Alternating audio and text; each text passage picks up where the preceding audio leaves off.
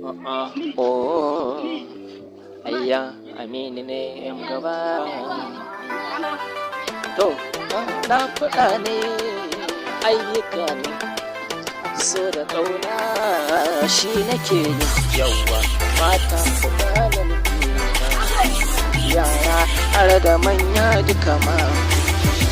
Ni ma ina dalilin ƙauna da zan faɗa, wanda yake tunanin na yi rai ka faɗa mashi shi yaya yake na yadda kake faɗa haka nan yake faɗi.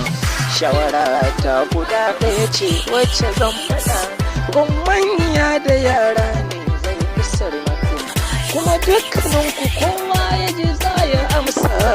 Kuma ko ya kuke kuna ne ka ku tambaya, ga maza ina ganin su har da mata. Yara ku daina zagi babu kyawu, ku ka uwa ne ku daina koya wa yaran ku zagi ku daina babu kyawu. Wata ce na hango can nesa ta ci kwalliya, ta ce mata bari in bata notice, kafin ta furta safin nan na faɗa masu su so ni babu sarai. Ɗaya da dalilin ta na ce mata na ta so ni, ko da wasu in har na ganta ba ni kuka. Sai ta ce mani idan har za ta so ni dole ne sai na bada notuka nan. Da na ce ban gane abin da kike ya faɗa ba, so suke in zare ko so kike in zauce ban faɗa yadda na gani hakan na saka na yi murna. Shawarar ku ce na ɗauka yan uwana, shawarar ku ce na ɗauka masoya, yadda nake ta kallon kungiya ɗan uwa masoya duka na ɗauke ku guda yadda kun kusa ne.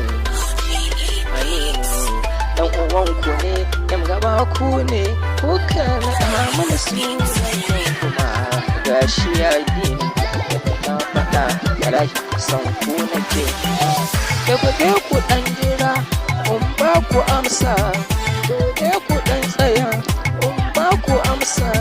Mata kar ku daina rawa, ban so hakan, na fi so ku rinka takawa ku yi ta juyi. Don kau in muna nan wata ran ba mu nan, a'a kara amina ta shiga ku mata karfi za ta furta abin da ban so ba, ko kusa ne furta abin da na yi.